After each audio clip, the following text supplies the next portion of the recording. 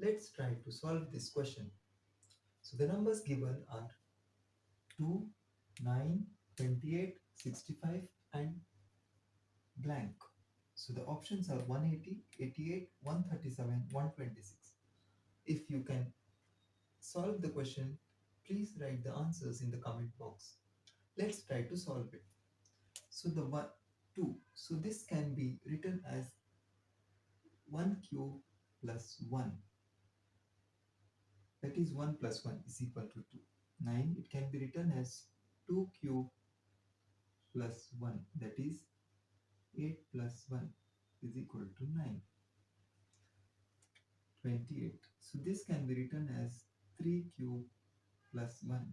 3 cube is 27 plus 1 is 28.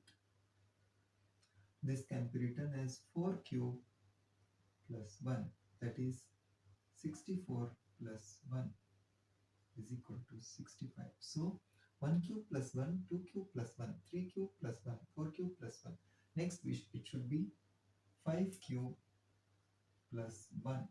5 cube is 125 plus 1 is equal to 126. So option 4 is the answer.